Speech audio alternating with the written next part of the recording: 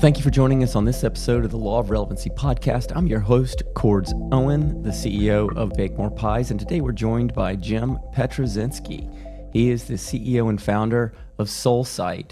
They are a brand expertise agency coming from Chicago. How are you doing today, Jim? Great. Thanks for having me.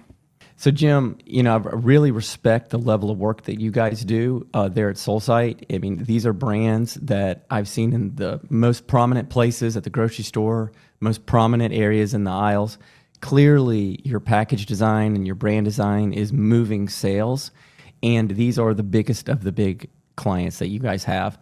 What goes into doing this kind of work? So I like to think of, or we like to think of ourselves as a collection of like both curious and problem solvers that are brand builders. So there's a lot more than just the design piece of this. We collaborate in a wall without creating egos. So like you may think of, artists or creative people as people with coming into the room wearing all black, presenting a very like stern position on things, but we are very easy to work with and actually really, I don't know if it's because we're Midwestern, but very hard to rattle. So Yeah. we like to come in and partner really closely with some of those companies that you talked about and work as integrated as we can with them to understand that, it's a safe place to be vulnerable and let us know what you're thinking. And what that does is that helps remove some of the churn and the back and forth to help these brands really, scale and then also stay relevant into what's going on in the marketplace. I often say that our philosophy is, your business. We're learning your business along the way, and but your business, but we know branding, and we know how to take that brand to scale and develop and perform. If you've been underperforming, or if it's something that we're innovating, bringing it to a market that that brand will take off. So we like to just innovate and deliver big ideas and bring those to fruition. So that's a little bit about us in a nutshell. But headquartered in Chicago is where we started. But we do have another company called Fresh Made in Boca Raton, which mainly deals with fresh food and wellness products. So exciting to have that. That was a new acquisition as of this June of this year, and that's been an exciting addition to our team. Yeah, we'll definitely dig into that in just a little bit. When you look at some of the work that you guys do, I mean, these are brands that have millions and millions of dollars of manufacturing and distribution behind them. How much of this work that you guys are doing is creative? How much of it is science, and how much of it is art? Good question. So I often say branding is the combination between art and science, which somewhere design fits in there. We think about things, from an anthropological perspective, a cultural perspective, a strategic perspective, that then moves into design and then builds into brand. And give us an example of what you mean. So a lot of the insight work, we do a lot of insight work as we start to think about brand, where the opportunity is in culture, where there is truly a need and not just putting something on the shelf to sell. Like what truly is that need, and what are the learnings that we need to pull out from our target or stakeholders to really understand, where there's a gap to fill or a need in their lives. And that works in any category you're in, whether it's food, beverage, alcohol, spirits, hard goods. And how that's done is, through a series of coming to, we often say we need to go to the target, to the person, to the human being, and get out of our bubble, because, things can be very different from, suburb to suburb, or from city to city, or from, coast to coast. I mean, there are very different need states in which people have. And within that too, it's a lot of stereotypes can come to fruition when you think of how you categorize Gen Z versus Gen Y versus millennials versus Gen X. And within those, there are very specific niches of different types of individuals. So overgeneralizing is something that we don't do. So we will try to drill down to the most cleanest insight possible. And that's done through a tremendous amount of empathy with qualitative research. And so in that qualitative research, that sounds like a lot of focus groups. It sounds like a lot of analytics. Like what kind of data are you processing to get to some of these insights?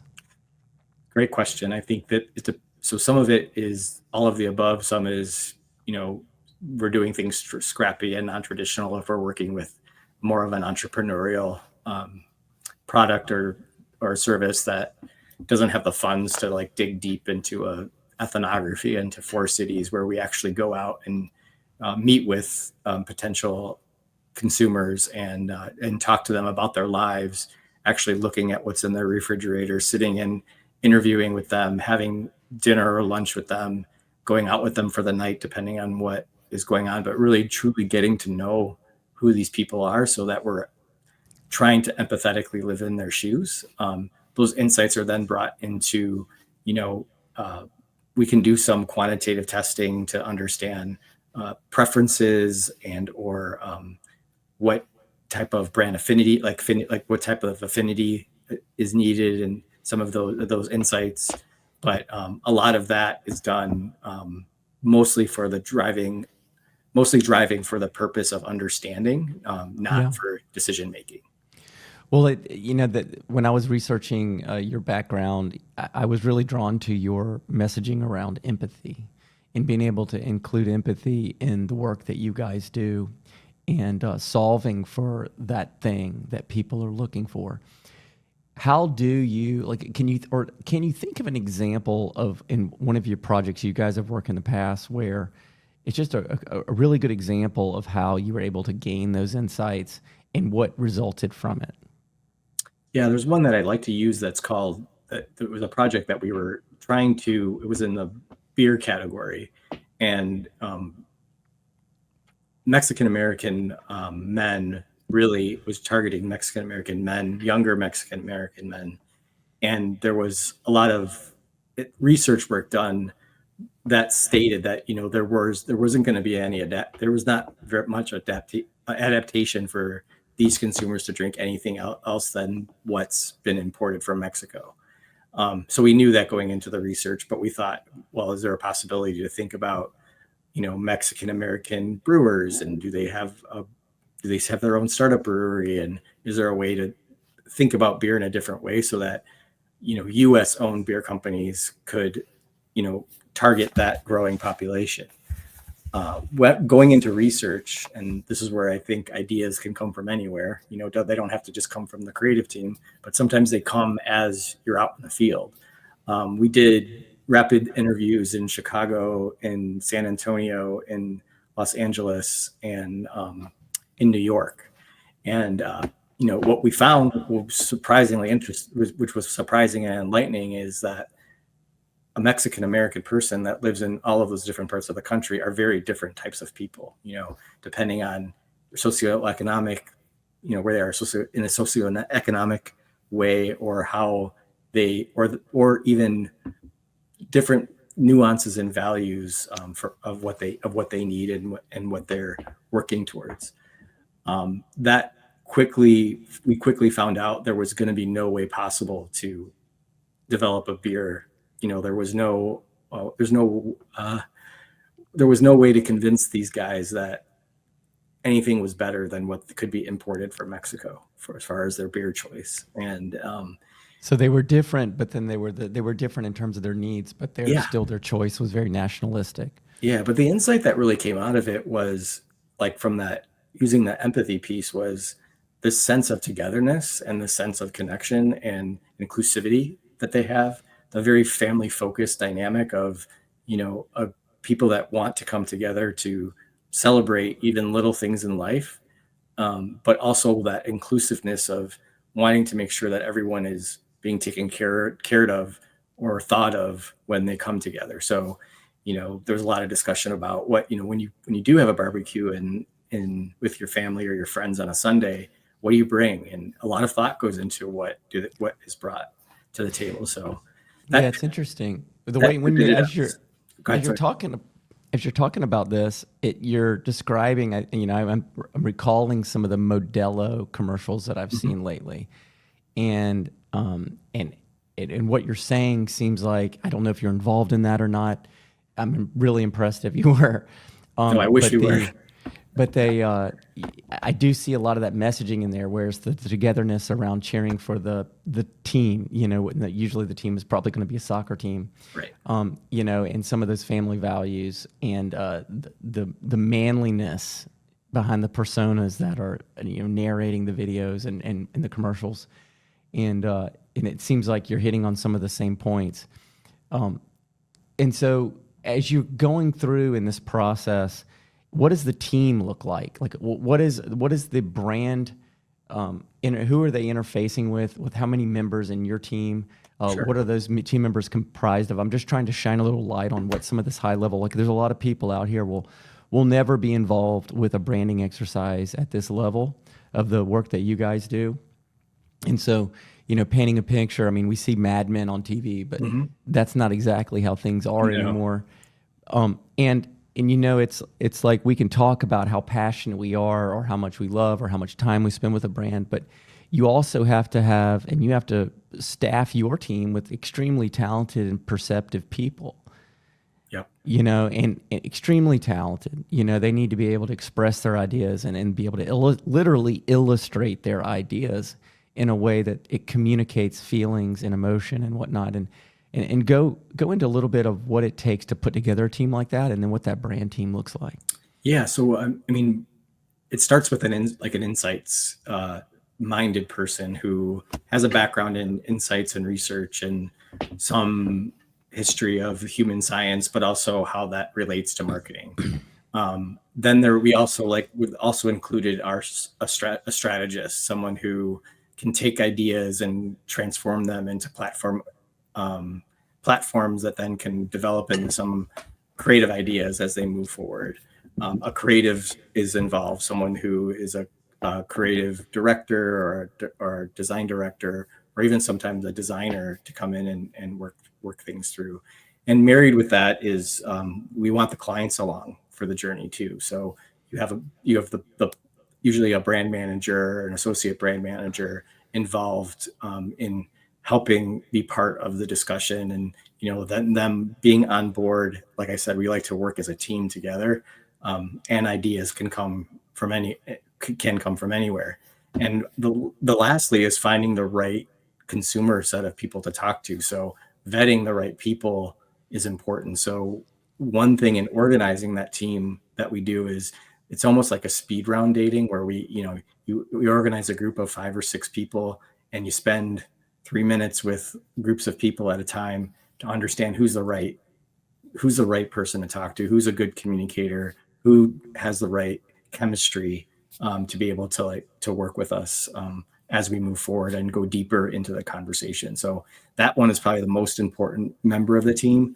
But for the rest of us, it's really learning how to listen well, and listen and trying to absorb instead of just trying to problem solve right away. Like really listening and standing still for a while and really trying to understand what's being communicated to us.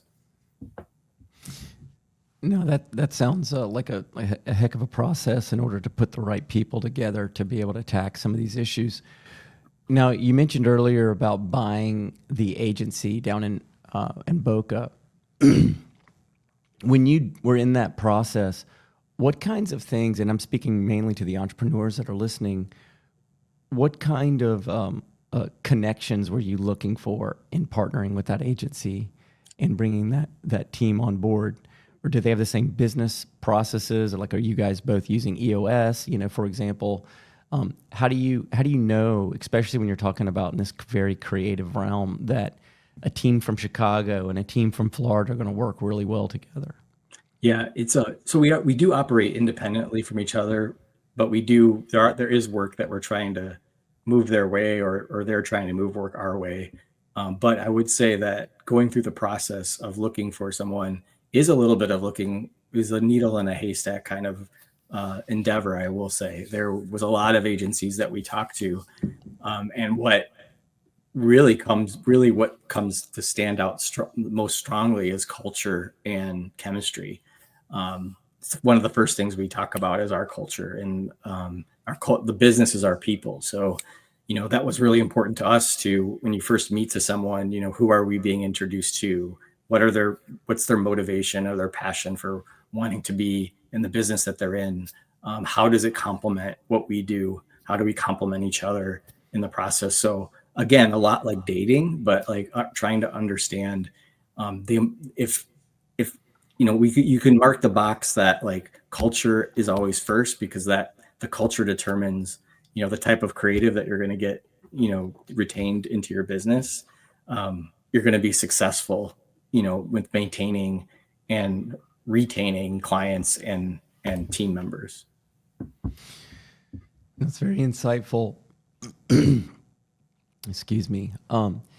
So then let's talk through a little bit in more detail with some of the process of digging deeper into some of these brand connections that you're doing for your clients. Tell us about how you guys use design thinking.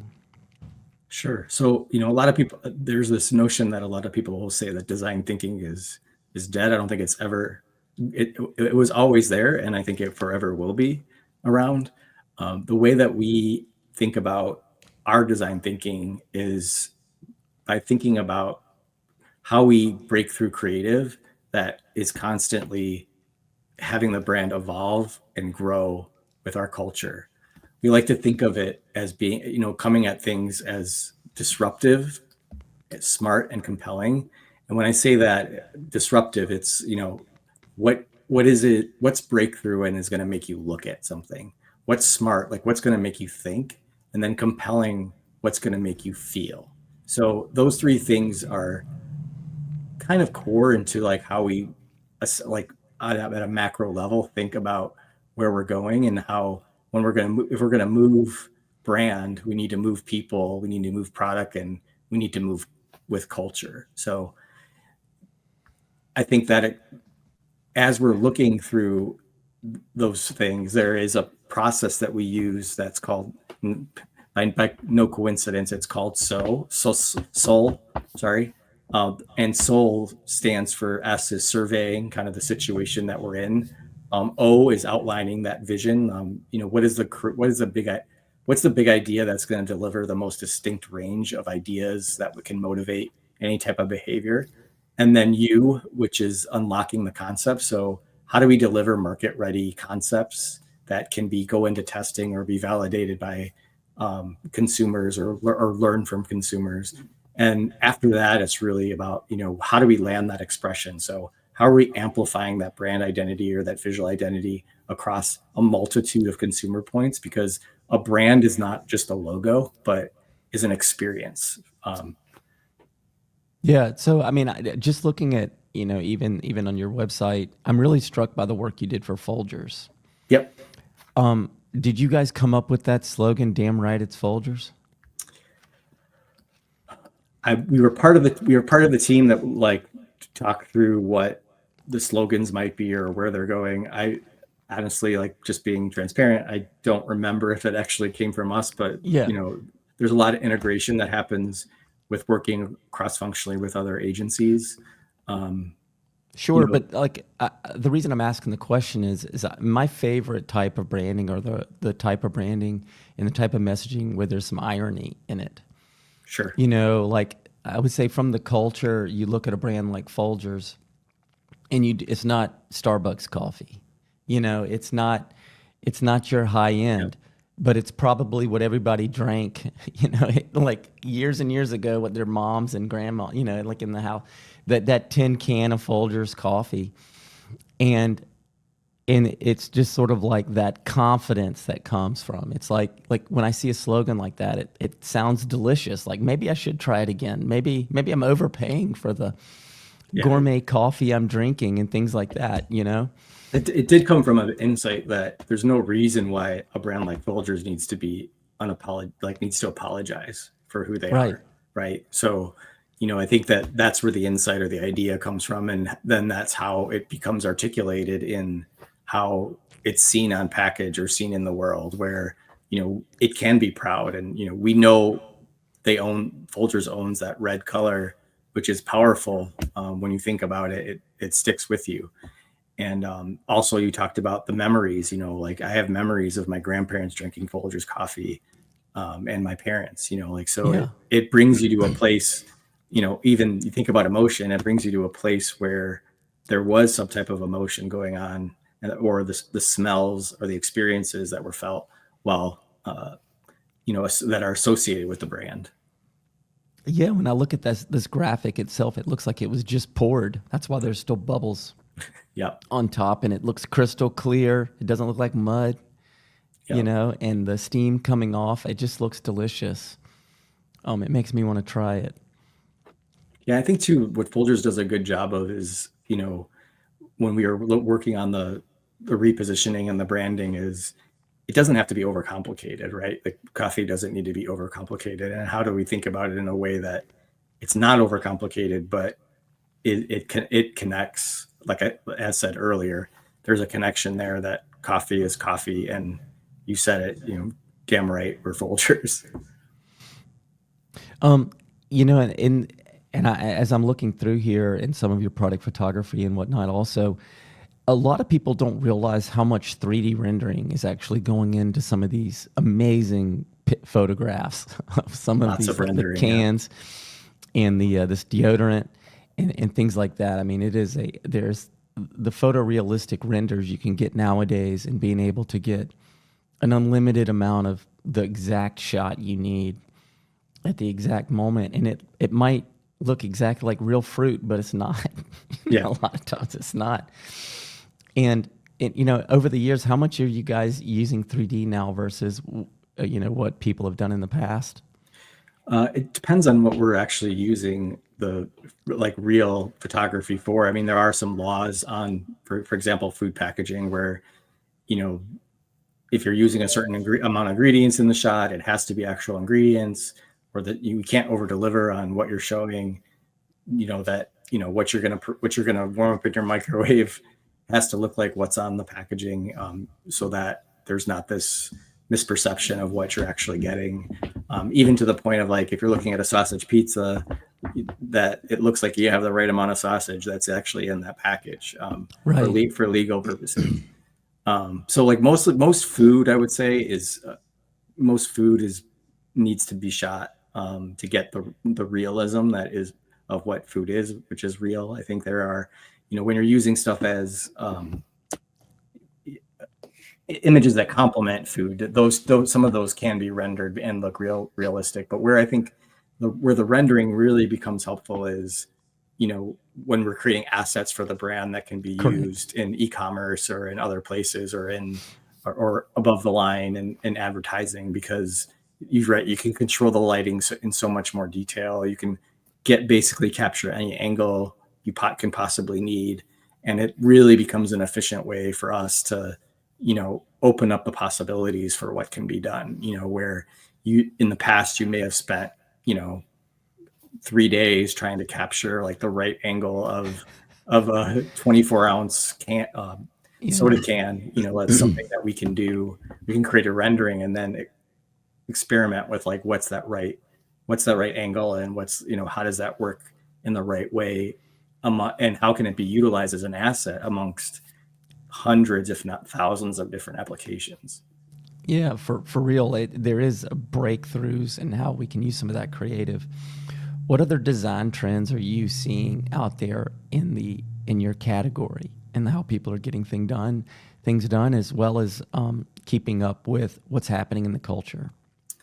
Yeah, so great question there too. I think the big one for understanding what's going on with culture and what's happening in the world of, understanding the insight that needs to move forward is, it's no secret that AI is expediting information that could take normally weeks to gather in a matter of minutes. So there are things from an insight perspective that are tremendously helpful for us to, save time on some of that research. Unfortunately, I love that type of research of digging I in know, right? and like going in and and doing it myself, but like there is some, and there is still some of that is needed. I mean, I think there are, and AI will continue to evolve, I believe, to get better and better. But Yeah. knowing to use it as a tool, like I think for us, using it as a tool, it's not a replacement.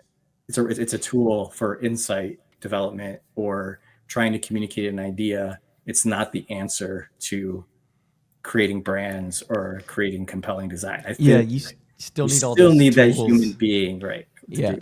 It's just like years ago. I mean, kind of showing my age, but when I started in this industry, we didn't. I started as a designer, and we didn't use computers to design. You know, it Yeah. was all cut and paste.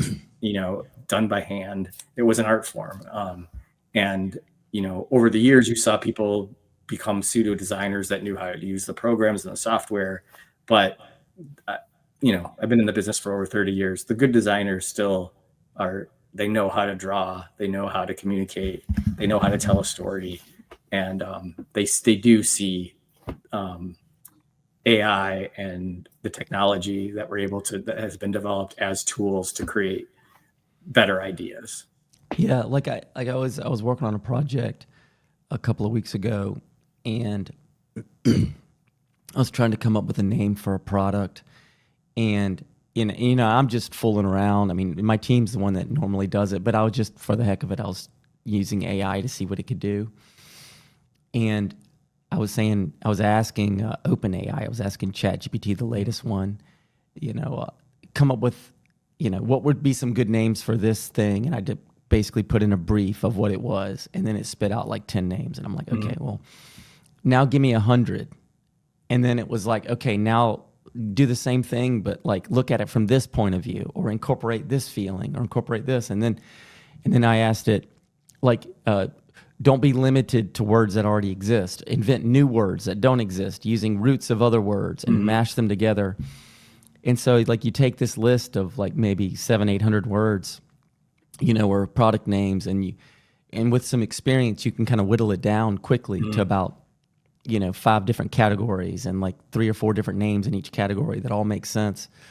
And that's something that process might have been extremely laborious in the past. Yeah, we've done a lot of naming in our experience, in the experience that we've had with naming new products in the marketplace. And where that gets tricky is like, even some of the stuff that we've used with AI is the understanding of like what you're going to get, even though it might be a list of 100 names. Yeah. Those are not all necessarily you can't even use them. Right? You got to know how to right. It's just another way to approach the problem, right? You might need the .com or even whatever. stuff we think that we can use at times, like you Yeah. take it to legal and you find out that someone else owns it in Morocco and has full right usage to it, and it's going to cost a ridiculous amount of money to be able to purchase it. So yeah, but it is crazy. Honestly, when you were answering the question, I thought you were going to say TikTok.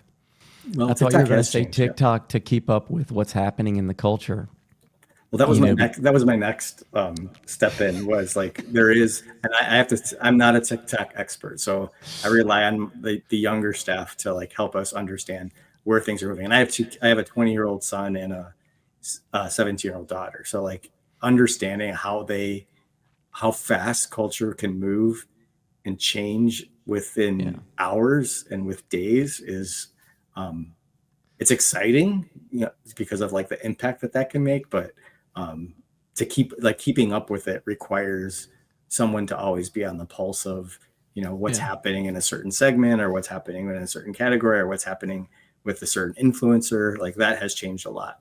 Yeah, and it's interesting too, because I feel like, I don't know if you would agree with me that this was like an attempt at that, but it could be a mistake. But like Snoop Dogg at the Olympics, for example. Exactly. They were very transparent. Like the reason we got Snoop Dogg there is because we wanted to grow the audience or whatever. But it's like, wasn't he? I mean, obviously everybody knows who Snoop Dogg is. At least that's 35 years older or older. But like for the younger crowd, like, do they even know, even heard any of his music or anything? It's like I see what you tried to do there, but it's why Snoop Dogg? So that's something that I talk about a lot is, like what we're seeing in the last couple of years are a lot of either like brands that are using influencers or celebrity or entertainers to attach to their brand. Right. And we've seen that sometimes go very well when it's Yeah. executed in a way that the purpose and the values of whoever that individual or human being is associated with that brand in a way that the brand's purpose and values are. And we've seen it go off in other directions where it's sort of stunt marketing that backfires because it's not really That's what it thought felt through. like to me. Yeah. It's like I would have never in my life imagined like Snoop Dogg getting really fired up about a gymnastics competition. Agree. But like I see what they're doing there. I mean, like in a way it kind of like pulled me in the direction of like, hey, we're all Americans rooting for the American team, and like I get that. But it just sort of like it felt very off brand, and it felt like a huge payday for him. Like he was just having a great time making his $10 million. Right. Hanging out in Paris. Yeah, it felt like filler material to me. Yeah. So, but that's interesting, trying to keep up with all that stuff. And like as a leader, I think that's a topic, someone who leads an agency, I think what you said about TikTok is very honest. Like myself, like I don't look at TikTok. I barely look at, I've had moments where I've, got in years past where I've been a lot of usage on different social media platforms, but I barely do any of them personally myself right now. But like, that's a lot of where the brands live. And so you have to be honest with yourself. It's like, am I the expert? Am I the person that's going to be able to like perceive what's happening in that space? Or do I need somebody younger? Or do I need to find the right people on my team that are paying attention or impacted by this messaging? And some of the messaging is like from a generational perspective. Like I wouldn't understand it unless I asked, what does that acronym mean? Yeah. Or I think of that word as something completely different than you think of it as, so. I know. And apparently we have a whole hieroglyphics now with emojis, Yes. And if you're not careful, you might use one that has like sexual innuendo or whatever. Like it just, Right. you have to be very careful. And there's all these acronyms, like apparently Riz means charisma. Yes. And it's like, there's things like that I just laugh at because, I don't even attempt to be, like one of the cool young kids anymore, but it is fun to like from it, like you mentioned earlier, like from an anthropological standpoint, Yeah. It is interesting how we move through life and how our hierarchy of needs can adapt over time and change over time, depending on what station in life we're at. And then, how that relates to consumerism. Exactly. Yeah. I mean, and then from consumerism and how you communicate, I think too. I mean, I think it was my daughter who told me, Dad, you don't need to put periods in your texts. That makes it sound like this is a very serious conversation.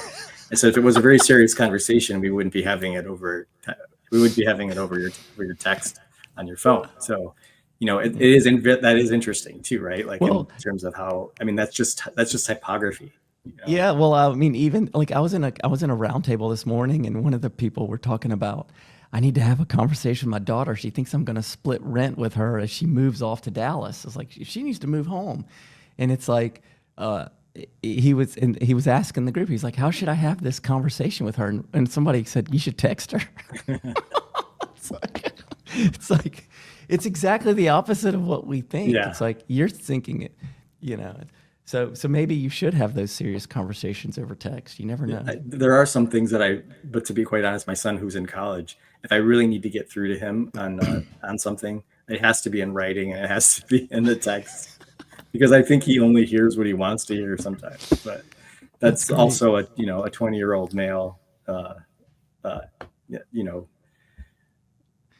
I totally get it. I have an 18-year-old freshman in college myself, and like I remember when I was in college, my dad would call me, once a week at least, just to hear what's going on. And it's like, my son is, it's like, am I going to hear from him? And it's like, if I want to communicate at all, I have to text him. Yeah. Yeah. So, pretty similar in my case too. Although, he will call it, like it's as he's freshman year, he was unreachable. This year, he seems a little bit more, that's good. he seems more interested in checking in or asking for advice about a few different things. But like I think he had to learn some hard lessons the first year of school. So That's they come really around. good. Like I'm rooting for those kinds of lessons for my son. So tell me, as we kind of get to the end here, is there anything coming up for you guys? Any exciting projects you can tell us about? Anything we should be on the lookout for? There's some brand refreshes that are coming out in personal care. I can't say what they are right now because it's confidential, but we're expanding a lot of our work into some more of the personal care space, and some wellness spaces of some brands, similar to Folgers, that have been around for a long time, but people may have forgotten about, and they are good, authentic to who they are. But maybe they've just lost their relevancy, through their messaging, their communication, and their visualization. So some of that is exciting to see come to fruition. It's unfortunate, some of the work we do, it takes a good 6 to 7 months for it, and anyone to see what we've been working on over that period of time. So by the time you might see something on our website, it's something that we had done a year ago. So, but yeah, lots of exciting things. And I think one area that we particularly have fun in is in innovation across all different types of product. And the last thing is pushing more into global work. So looking at how we can expand some of our capabilities in global markets, and learning to understand those cultures and what's going on, and how that is differentiated with brands here in the U.S. But it does sound like your SOUL's methodology will translate regardless of the culture and where the location is. Exactly. I'm excited to pay attention, and please let me know when you're able to publish or talk about some of the work you do. I have a family member who's a vice president at Pabst Blue Ribbon. Oh, yeah. And even though that brand has basically not changed in over 100 years, it's like it's become one of the strongest brands, just in part because it didn't change. It's like people see it as authentic, and so maybe that's some of what you're doing is tapping into its authenticity and longevity. Absolutely. My son goes and lives in Milwaukee. He goes to school there. Oh, good. So Pabst is the old Pabst building is now condos, but there are still contract brewers that brew their beer. But yeah, that's a Milwaukee original. Yeah, for sure.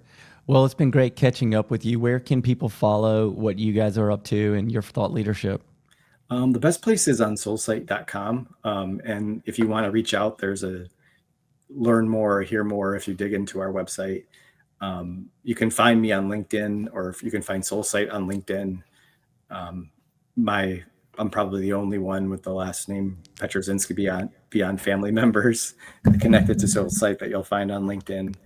And we are on Instagram too. So like those are the places that are the best places for us to follow. And every now and then we'll post, I try to meet with different people over podcasts just to understand what's happening, like in also understanding what's happening in your life and what's going on, and what, we can continue to learn to collaborate and network, cross-functionally. Yeah, well, I'd definitely be excited to follow up with you after this podcast and share with what we've been working on.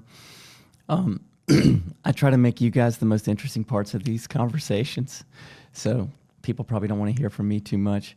But anyhow, thank you again for joining us, Jim. I'm really excited for your progress and your success there at Soulsight. We'll be sure to follow you there on all of those channels.